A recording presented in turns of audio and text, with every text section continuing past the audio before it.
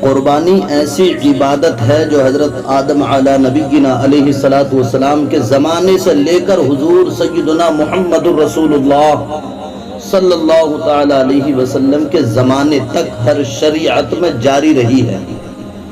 جیسا کہ اللہ تعالیٰ قرآن پاک میں ارشاد فرماتا ہے وَاتْلُ عَلَيْهِمْ نَبَأَ ابْنَيْ آدَمَ بِالْحَقِّ اِذْ قَرَّبَا قُرْبَانًا فَتُقُبِّلَ مِنْ أَحَدِهِمَا وَلَمْ يُتَقَبَّلْ مِنَ الْآخَرِ قَالَ لَأَقْتُلَنَّكَ قَالَ إِنَّمَا يَتَقَبَّلُ اللَّهُ مِنَ الْمُتَّقِينَ.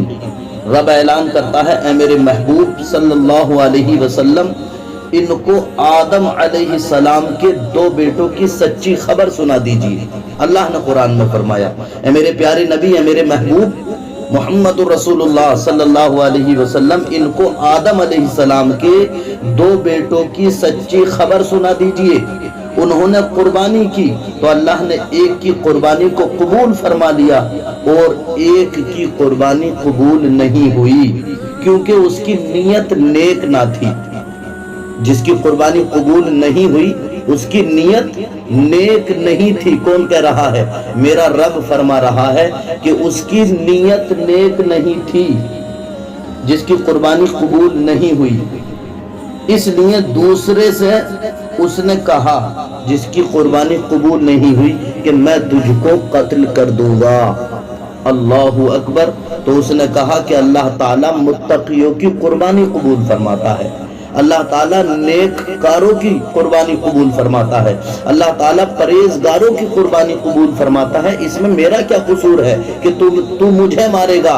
بلکہ اللہ تعالیٰ وہ ہے جو نیک لوگوں کی قربانی قبول فرماتا ہے، جو پرہیزگار ہیں، جو متقی ہیں، ان کی قربانی قبول فرماتا ہے. اس میں میرا کیا قصور ہے؟ اس میں تو تیری نیت کا فطور ہے.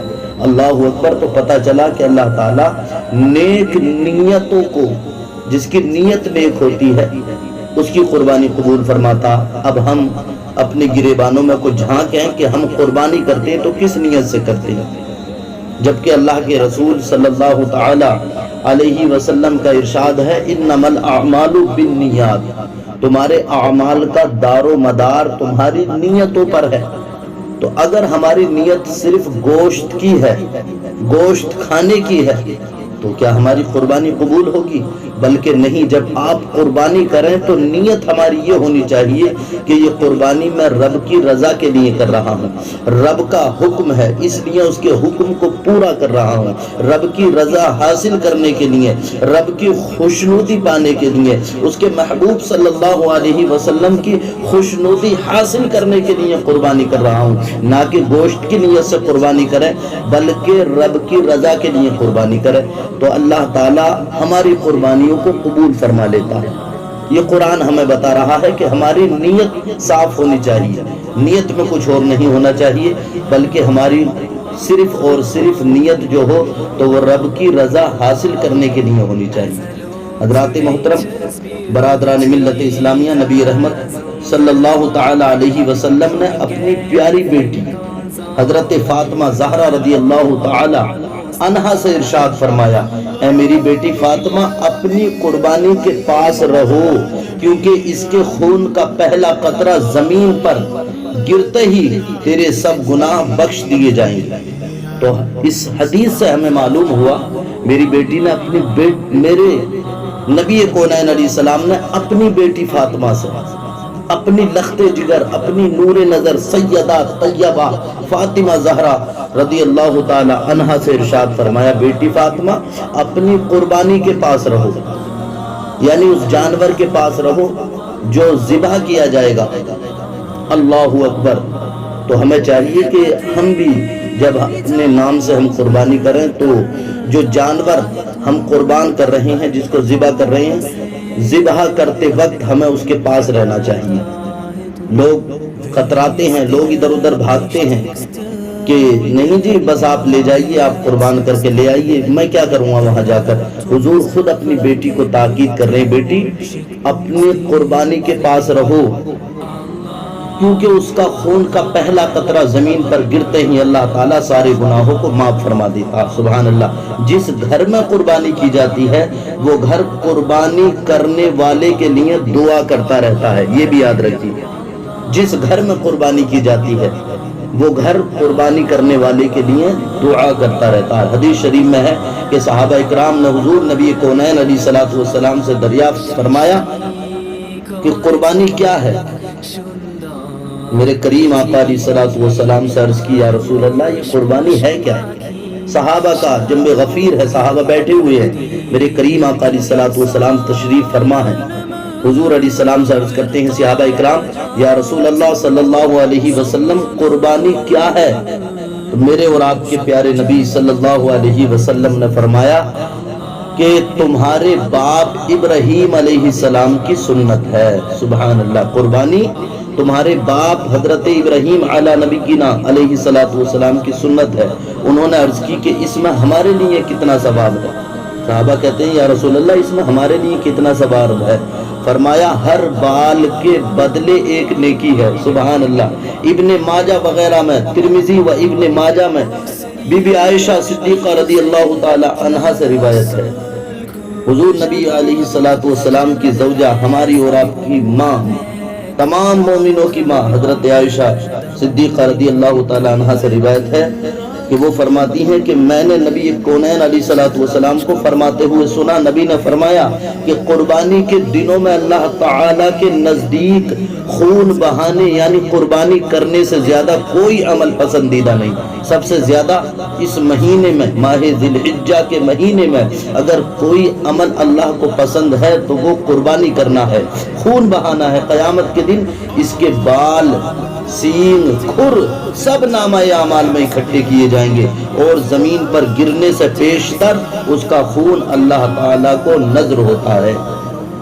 سبحان اللہ، لہٰذا نہایت خوش دلی سے قربانی کرو۔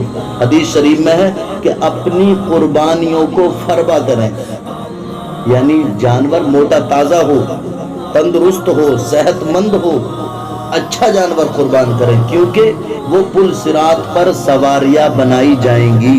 سبحان اللہ، حضرات تو ہمیں قربانی کرنی ہے خوش دلی کے ساتھ، لیکن ہماری نیت نیک ہونی چاہیے، نیت صاف ہونی چاہیے۔ ہماری نیت صاف ہے تو پھر ہماری قربانی بھی قبول ہوگی اور انشاءاللہ اللہ تعالی ہر بال کے بدلے میں ہمیں نیکیاں عطا فرمائے گا۔ مثلا اگر کوئی بکرا ذبح کرتا ہے، اس کے جسم پر جتنے بال ہوتے ہیں آپ گن سکتے ہیں، کروڑوں اربوں خربوں بال ہوں گے، ہر بال کے بدلے نیکی ملے گی۔ اگر آپ بڑا جانور ذبح کرتے ہیں، اللہ اکبر، تو اس کے جسم پر جتنے بال ہوتے ہیں، جتنے لوگ اس میں شریک ہیں، تقریباً 7 لوگ یا 5 لوگ جو بھی شریک ہیں، ان کو اسی کے مطابق جو ہے ہر بال کے بدلے نیکیاں ملیں گی۔ تو اللہ تعالیٰ مجھے اور آپ کو قربانی کرنے کی جو صاحب نصاب ہیں قربانی کریں۔